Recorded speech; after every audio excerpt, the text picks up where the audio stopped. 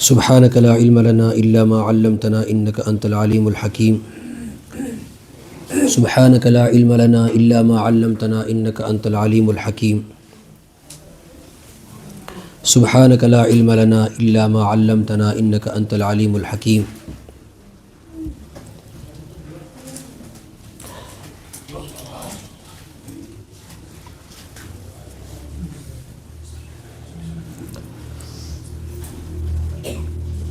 اعوذ باللہ من الشیطان الرجیم. بسم اللہ الرحمن الرحیم.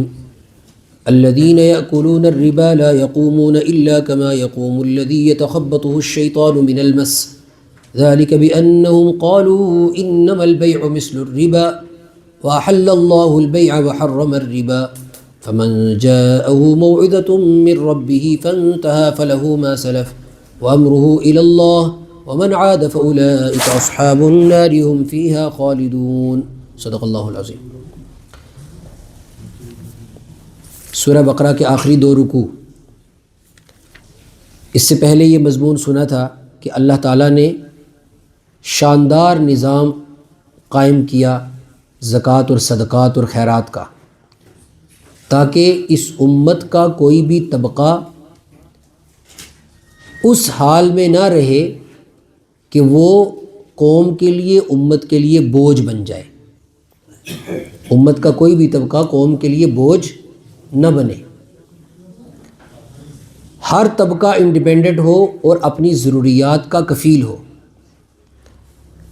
یقیناً ایک طبقہ ایسا ہے کہ جس کی ضروریات ہیں اور وہ اس لائق نہیں کہ وہ اپنی ضروریات کو خود پورا کر سکے، بہت سارے معقول اعذار کی وجہ سے.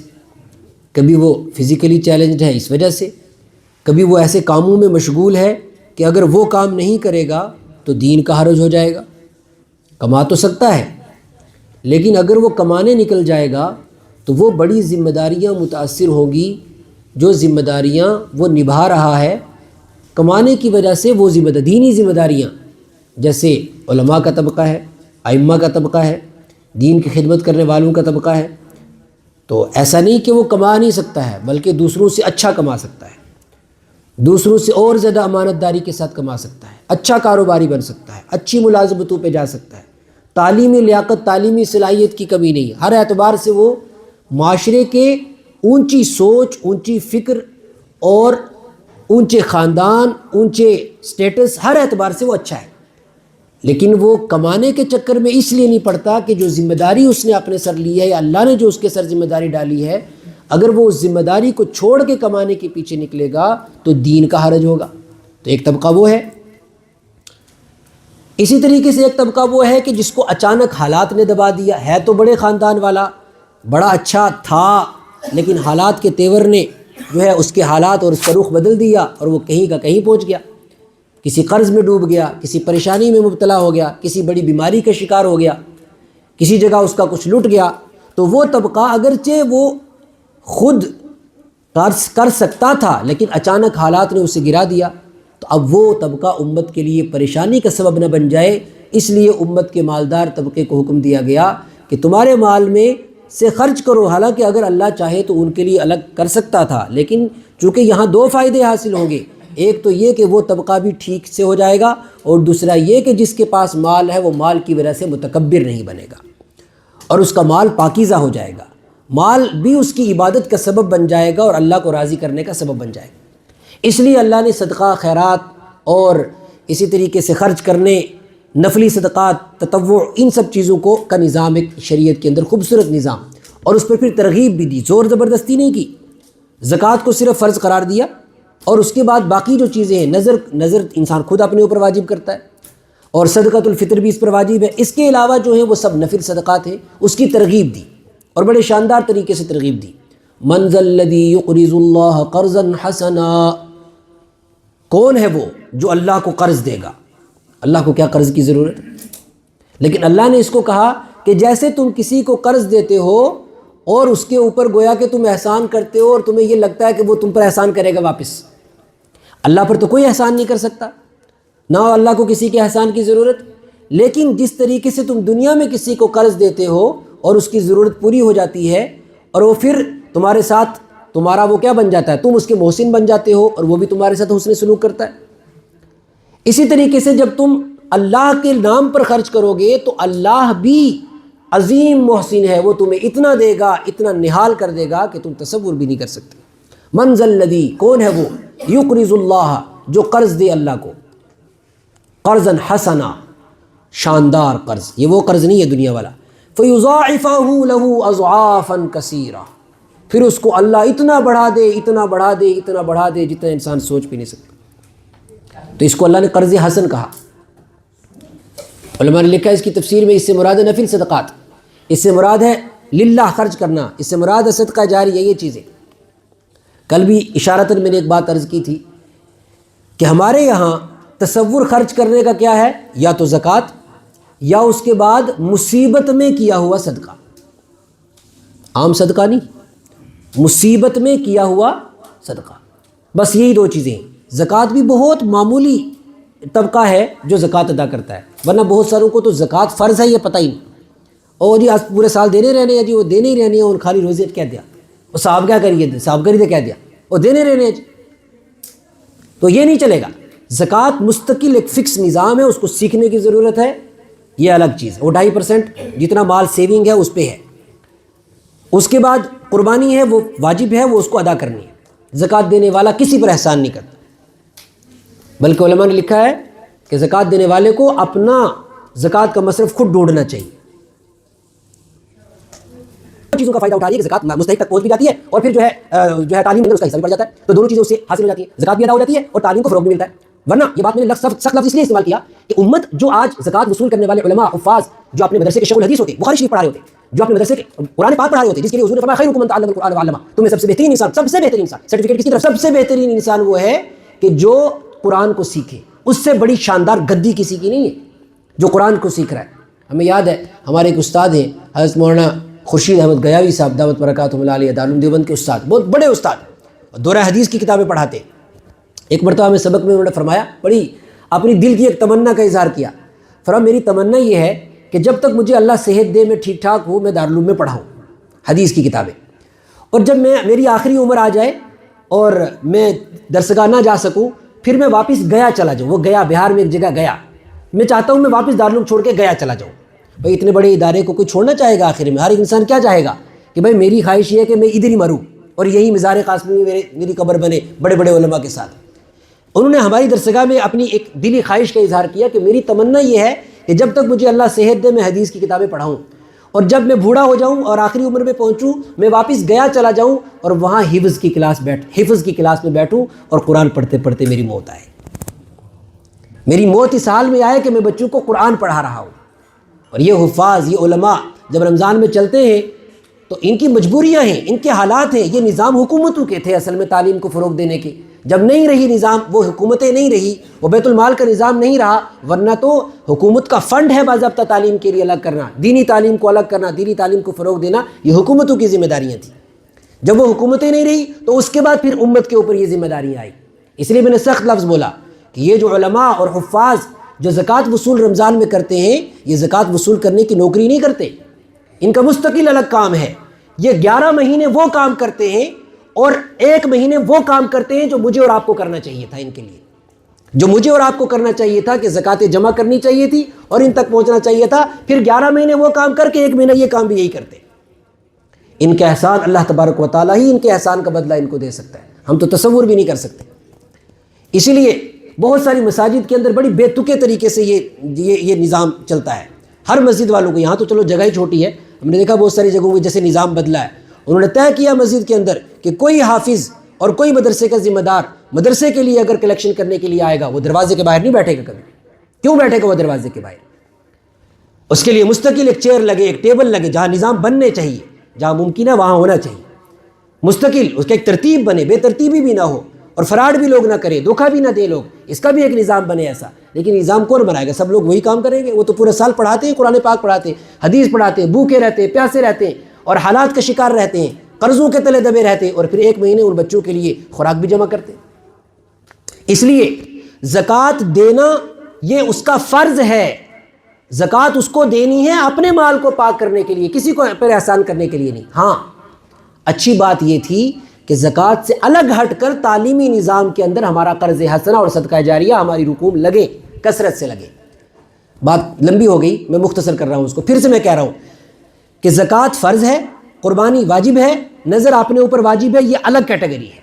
اس کے علاوہ دینی تعلیم کے اوپر خرچ کرنا، اس کے علاوہ دوستوں کے اوپر خرچ کرنا، اس کے علاوہ رشتہ داروں کے اوپر خرچ کرنا، اس کے علاوہ کسی کی دلجوئی کے لیے خرچ کرنا، کسی کی حوصلہ افزائی کے لیے خرچ کرنا، یہ مطلوب ہے، اور اس سے انسان کا قد بڑھتا ہے اللہ کی نظر میں، اس سے انسان کی شان بڑھتی ہے، یہ ہے خرچ کرنے والا۔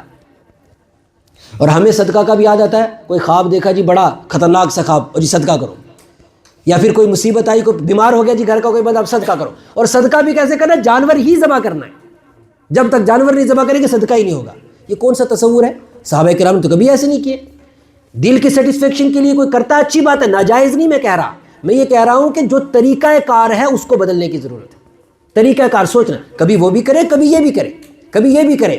اور ہمارے یہاں عام عوام جو پڑھے لکھے لوگ ہیں ماشاءاللہ، وہ تو ہر طریقے سے صدقات کرتے ہیں، لیکن عام جو عوام ہے، عوام کے ذہن میں یہ صدقہ مطلب جانور، اور وہ بیچارہ کبھی کوئی پریشان ہوتا ہے، دل چاہتا ہے صدقہ کرنے کا، لیکن جانور کے پیسے نہیں ہوتے، تو وہ سوچتا ہے یار 10-12 ہزار روپے ہو تو صدقہ ہوگا، اس سے کم ہوگا ہی۔ بھائی صدقہ 1 روپے کا بھی ہے۔ حضور نے فرمایا اتقوا النار ولو بشق تمرۃ، تم اگر جہنم کی آگ سے کھجور کا ایک ٹکڑے سے بچ سکتے ہو تو اس سے بھی بچو، کھجور کا ایک ٹکڑا دے دو، یہ بھی صدقہ ہے، یہ بھی صدقہ ہے۔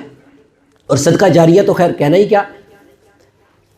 تو صدقہ صرف مصیبت ٹالنے کے لیے نہیں ہے، صدقہ اللہ کے یہاں مراتب پانے کے لیے بھی ہے، صدقہ جہنم کی آگ سے بچنے کے لیے بھی ہے۔ تو اس لیے نفل صدقات کے اندر بھی انسان کو ہمیشہ پیش رہنا چاہیے، اور بس چپکے سے تھوڑا تھوڑا خرچ کرتے رہے۔ علماء نے یہاں تک لکھا ہے کہ عام عمل یہ بنا لینا چاہیے کہ گھر کے اندر ایک صدقہ پیٹی رکھنی چاہیے، اور اس میں تھوڑا روزانہ ڈالنا چاہیے، بچوں کو بھی اس کی عادت ڈلوانی چاہیے، اور پھر مہینے کے بعد اس صدقہ پیٹی میں سے جمع کر کے کسی ضرورت مند تک پہنچا دینا چاہیے۔ یہ نفل صدقات ہیں۔ اللہ اکبر۔ پھر صدقے کے کچھ آداب فرمایا، ظاہر کر کے دو یا چھپا کے دو، دونوں چیزیں ٹھیک ہیں، ڈیپینڈ کرتا ہے کہ نیت کیا ہے۔ ان تبدوا الصدقات، اگر تم صدقے کو ظاہر کر کے دو، فنعم ما ہی، وہ بھی بہت اچھا، وہ بھی بہت اچھا۔ کب؟ جب ترغیب دلانا مقصود ہو، جب ابھارنا مقصود ہو، کوئی بڑا کاز آ گیا، شاندار کوئی بڑا کاز آ گیا جس میں سب کو اکٹھے ہونا ہے، تو وہاں پر بہتر کیا ہے کہ انسان ظاہر کر کے دے تاکہ دوسروں کو بھی شوق، وہ دکھاوا نہیں ہے۔ لیکن ہمارے یہاں تو کبھی کبھی اس کا بھی بہت بڑا دکھاوا ہوتا ہے۔ میں نے پہلے عرض کیا کہ یہ ڈیپینڈ کرتا ہے نیت پر کہ نیت کیا ہے۔ اگر نیت یہ ہے کہ میرا نام آئے، میں بڑا ہوں، میرا نام آئے، فلاں نے دیا جی 10,000 روپیہ، فلاں نے دیا 1,00,000 روپیہ، اگر نام آ گیا تو پھر نام ہی نام ہے، پھر آخرت میں کچھ ملنے والا نہیں ہے۔ لیکن اگر نیت یہ ہے کہ چلو میں کھڑا ہو کر کچھ کہوں گا تو دوسروں کو بھی شوق ہوگا، وہ بھی دیں گے، فرمایا اس پر ثواب ہے۔ وَإِن تُخْفُوهَا، اور اگر تم چپکے سے دو، وَإِن تُخْفُوهَا وَتُؤْتُوهَا الْفُقَرَاءَ فَهُوَ خَيْرٌ لَكُمْ، تو وہ تمہارے لیے زیادہ بہتر ہے، چپکے سے دینا زیادہ بہتر ہے۔ اس کے بعد فرمایا کہ دینا کس کو ہے؟ فرمایا جو بھی ضرورت مند آئے اس کو دینا ہے، کسی بھی ضرورت مند کو چھوڑنا، ہر طریقے کے ضرورت مند کو دینا ہے، لیکن زیادہ بہتر کس کو دینا ہے؟ اللہ کے رسول صلی اللہ علیہ وسلم فرمایا سب سے بہتر صدقہ رشتہ داروں کے اوپر خرچ کرنا۔ سب سے بہتر صدقہ کس کے اوپر؟ رشتہ داروں کے اوپر خرچ کرنا۔ اس کے بعد کس پر؟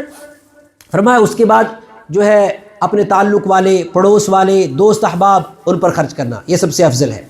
اور اس کے بعد فرمایا کہ وہ ضرورت مند جو اپنی ضرورتوں کو لوگوں کے سامنے پھیلاتا نہیں ہے، ظاہر نہیں کرتا ہے، چھپا ہوا ہے، ضرورت مند ہے، اس کی آؤ بھاؤ، اس کا چال چلن ایسا بتاتا ہے کہ اس کو کسی چیز کی ضرورت نہیں ہے، لیکن اس کے حالات اندر کیسے ہیں کہ وہ بالکل سفید پوش ہے اور اس کے پاس کچھ بھی نہیں ہے۔ فرمایا للفقراء الذین احصروا فی سبیل اللہ۔ سفید پوش کیوں ہے؟ اس کا بھی وجہ قرآن نے بتا دی۔ سفید پوش کیوں ہے؟ کیا وہ کما نہیں سکتا؟ میں نے پہلے عرض کیا، یہ علماء کرام، حضرت تھانوی رحمۃ اللہ نے لکھا ہے، توجہ سے ادھر سنیے، کہوا ملے گا آپ کو سب کو، توجہ ادھر رکھیے۔ حضرت تھانوی رحمۃ اللہ نے لکھا ہے کہ یہ علماء اور حفاظ اگر یہ کام چھوڑ دیں جو یہ کر رہے ہیں تو ان کا کچھ نقصان نہیں، کیونکہ کوئی آٹے کی دکان کھول لے گا، کوئی چاول بیچے گا، کوئی سبزی بیچے گا، کوئی کچھ کرے گا، کچھ نہ کچھ کاروبار کرے گا، اپنے رزق کا انتظام کر لے گا۔ حضرت تھانوی نے لکھا ہے، اے امت محمد صلی اللہ علیہ وسلم، تم یہ بتاؤ کہ تمہیں نماز پڑھانے والے، تمہیں ممبر سنبھالنے والے، تمہیں جنازے پڑھانے والے، تمہیں نکاح پڑھانے والے، تمہیں مسائل کی رہنمائی کرنے والے، تمہیں قرآن کے مفسر، تمہیں حدیث کے محدث کہاں سے ملیں گے؟ تم وہ بتاؤ، اگر تمہارے پاس کوئی اور جگہ ہے تو وہ بتاؤ کہ وہاں سے تیار ہو جائیں گے۔ اس لیے قرآن نے کہا کہ ان کے سفید پوش ہونے کی وجہ کیا ہے؟ ان کی صلاحیت کی کمی نہیں، امانت داری کی کمی نہیں، دھوکہ اور فراڈ نہیں۔ للفقراء الذین احصروا فی سبیل اللہ، وہ ضرورت مند جو اللہ کے راستے میں روک دیے گئے ہیں، وہ اللہ کے کاموں کی وجہ سے، دین کے کاموں کی وجہ سے باہر نہیں نکل سکتے۔ لا یستطیعون ضربا فی الارض، وہ زمین میں گھوم پھر کے چل نہیں سکتے۔ کس کے لیے؟ اپنی ضرورت کو ظاہر کرنے کے لیے۔ مجھے لگتا ہے کہ اس زمانے میں اس کا الٹا بھی ہو رہا ہے۔ کیا؟ میں نے پہلے عرض کیا، یہ علماء کرام اپنے لیے نہیں نکل رہے، لیکن امت کے حفاظ علماء کے لیے تو نکل رہے ہیں نا، چل رہے ہیں۔ لا یستطیع، لیکن اپنے لیے کبھی کوئی یہ نہیں بتا سکتا کہ کوئی مدرسے کا کوئی ذمہ دار، کوئی حافظ، کوئی عالم جب وہ جمع کر رہا ہے وہ اپنی ذات کے لیے جمع کر رہا ہے۔ ہاں اگر کوئی کر رہا ہے اسی نیت سے چوری چکاری، وہ تو ہر جگہ ہے، خیانت تو ہر جگہ ہے، خیانت کرنے والا وہ اللہ سے چھپ نہیں سکتا۔ لیکن میں عمومی بات کر رہا ہوں، جو لوگ دینداری کے مزاج، امانت داری، دیانت داری کے ساتھ کام کرتے ہیں، ان کے لیے مشکل ہے ان کی رقم مدرسے کی اپنے جیب میں رکھنا، اتنی مشکل ہے۔ ان کو یہ خطرہ ہے کہ اگر 1 روپیہ ادھر سے ادھر ہو گیا تو وہ تو بیچارہ جہنم کا مستحق بن جائے گا۔ اس کے لیے تو سب سے خطرناک بات جمع کرنا ہی ہے، اس کے لیے سب سے خطرناک بات حساب رکھنا ہے، اس کے لیے سب سے خطرناک بات صحیح چیز کو صحیح جگہ پر پہنچانا ہے۔ یہ بڑی ذمہ داری کی بات ہے، یہ تو وہ آگ کے اوپر کھیل رہا ہے۔ تو فرمایا احصروا فی سبیل اللہ، اللہ کے دین کے کام کی وجہ سے وہ روک دیے گئے ہیں۔ لا یستطیعون ضربا فی الارض، وہ زمین میں گھوم پھر کے اپنی ضروریات کو جو ہے لوگوں کے سامنے ظاہر نہیں کرتے۔ یحسبهم الجاہل اغنیاء من التعفف، انجان آدمی انہیں سمجھتا ہے کہ انہیں کسی چیز کی ضرورت نہیں ہے۔ تعرفهم بسیماہم، تو ان کو پہچانے گا ان کی علامتوں کے ساتھ۔ کیسے پہچانے گا؟ پہچانے کا تبھی نا جب ان کے ساتھ وقت گزارے گا، جب ان کے ساتھ بیٹھے گا، جائے گا ان کے پاس، دیکھے گا ان کی ضروریات کو۔ جب قرآن نے کہا تو پہچانے گا علامتوں سے، تو پہچانے گا علامتوں، تو کیا علامت ہوگی؟ بھئی کپڑے وہ اچھے پہن رہا ہے اور صاف ستھرا رہتا ہے اور کوئی ایسی چیز ظاہر نہیں، اور کیا علامت ہوگی؟ بھئی علامت یہ ہوگی کہ اس کے ساتھ بیٹھنا پڑے گا، ادھر جانا پڑے گا۔ یہ مدارس ہیں، مساجد ہیں، خانقاہیں ہیں، دینی نظام والے ہیں، ان کے پاس جائے گا، ادھر ان کے درمیان بیٹھے گا، دیکھے گا کہ ان کو کس چیز کی ضرورت ہے، کن حالات میں ہیں، کن پریشانیوں میں ہیں، تنخواہیں پوری ہوتی ہیں کہ نہیں ہوتی ہیں، درسگاہیں ان کی درست ہیں کہ نہیں ہیں، مطبخ کا نظام ان کا درست ہے کہ نہیں ہے، یہ تو جا کے پتہ چلے گا نا۔ آج تو ہر بندہ چاہتا ہے، او جی اب تو اور آسان ہو گیا، ہمیں اسکینر بھیجو تو کام ہو گیا۔ بھئی صرف دین کا اور آپ کی صدقات کا صرف اسکینر کا تعلق رہ گیا؟ صرف جو ہے ایک بٹن میں ڈیجٹس کا تعلق رہ گیا؟ کیا وہاں پر جانا، ان لوگوں کے درمیان بیٹھنا، یتیموں کے سر پر ہاتھ پھیرنا، مسکینوں اور پریشانوں کے ساتھ جا کر بیٹھنا، ان کے ساتھ جا کے دسترخوان پہ بیٹھ کے کھانا کھانا؟ بہت سارے لوگ مدارس میں اس لیے نہیں جاتے، وہ جی صدقے ناس نہیں کھانے، مت کھاؤ صدقے کا، جاؤ وہاں جا کے فنڈ جمع کراؤ، بھائی میں آج کھانا کھاؤں گا بچوں کے ساتھ اور یہاں پر جو ہے میری طرف سے یہ، جاؤ مدرسے میں، کیوں نہیں جاتے؟ آخر وہ کس قوم کے ہیں؟ وہ پنڈتوں کے لیے تو بنے نہیں ہیں، وہ ہندوؤں کے لیے تو بنے نہیں ہیں، وہ اسی قوم کے ہیں، انہی نے چلانا ہے، انہی کے بچوں نے پڑھنا ہے۔ اگر میرا بچہ وہاں پر نہیں پڑھتا تو کیا جو بچہ وہاں پر پڑھ رہا ہے وہ اللہ کے رسول صلی اللہ علیہ وسلم کی امت کا بچہ نہیں ہے؟ وہ ہمارے قرآن کی حفاظت نہیں کر رہا؟ آج ابھی آپ ایک چھوٹا سا بچہ یہاں سامنے سنتے، آخر یہ بچہ تو اسی امت کا بچہ ہے۔ اس لیے یہ جو دوریاں ہیں علماء، حفاظ، دینی مدارس، دینی درسگاہیں، خانقاہوں کے نظام میں، یہ دوریاں ختم ہونی چاہیے اور نوجوانوں کو آگے بڑھ کر ایسی جگہوں میں پہنچنا چاہیے تاکہ وہاں پر بھی اچھی تبدیلیاں آئیں، وہاں پر بھی آپ کے اچھے مشورے لگیں، وہاں پر بھی آپ کی امداد، آپ کا تعاون پہنچے، اور خود بھی آپ کا وقت جو وہاں پر لگے گا وہ آخرت میں نجات کا سبب بنے گا۔ صرف پیسہ ہی سب کچھ نہیں ہوتا۔ وما تنفقوا من خیر، جو بھی خیر تم خرچ کرو، انسان خرچ پیسے کرتا ہے کہ خیر کرتا ہے؟ قرآن کیا کہہ رہا ہے؟ وما تنفقوا من خیر، جو بھی خیر تم خرچ کرو، پیسے نہیں، خیر، وہاں جانا، وقت دینا، مشورہ دینا، یہ بھی خیر ہے، اچھی بات کرنا یہ بھی خیر ہے۔ وما تنفقوا من خیر فإن اللہ بہ علیم، اللہ اس کو جاننے والا ہے۔ اللہ تبارک و تعالی ہمیں قرآن پاک کو سمجھنے کی توفیق عطا فرمائے۔ وآخر دعوانا ان الحمد للہ رب العالمین۔